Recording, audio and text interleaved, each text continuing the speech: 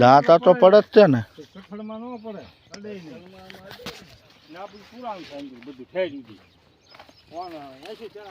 દાંતા છે ને દાંતી મારી એટલા દાંતા પડ્યા.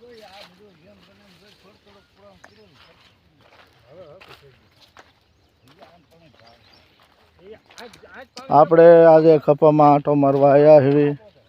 તમે કપા જુઓ, આની અંદર ફાલ જુઓ, ડમર ફાલ આવી ગયેલો છે. તો આપણે આ ભાઈને પૂછશું કે એની અંદર કઈ દવા છાંટે છે. આપણે એડવર્ટાઈઝ નથી કરવાની, પણ આપણને ખ્યાલ આવે ખેડૂને કે કઈ દવા છાંટવી, કઈ ન છાંટવી. આને રાતળ ફૂલ હતું અને દવા છાંટે એટલે રાતળ જતું રહ્યું છે. તો આપણે ખેડૂત પ્રકાશભાઈ હલાવે છે, એમને પૂછવી. પ્રકાશભાઈ, આમાં દવા કઈ તેમ છાંટે છે? આમાં ચીમડી દવા છાંટી હતી. ચીમડી અને બીજી રૂસપ બે ભેગી કરી છાંટી દીધી અને બધો રોગ ભાગી ગયો. બધો રોગ જતો રહ્યો.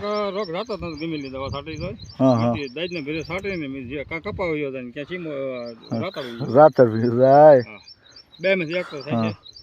કપા એ ભાઈ 100 ફૂટના હે, 5 ફૂટનો કપા થઈ ગયો છે. બે પાણ પાયા છે. બે પાણ પાયા છે.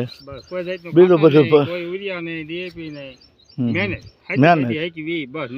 હાથી કેટલે દાણ હાંકી નાખવામાં? હાથી હાંક્યું 5 વખત હાંકી નાખ્યું. 5 વાર 2 વીઘામાં 5 દાણ હાથી હાંક્યું. પછી કપા સારો ન થાય. ચાલો દવા છાંટવી હાથી હાંકવા સારું. દવા છાંટવી ફરી જાય અને બીજા નંબરમાં જમીન પોષી અને મૂળિયાનો વિકાસ. હા સરસ. આ હેલો પડે એટલે હું આ કરું છું. તમે ચીમોડી દવા તો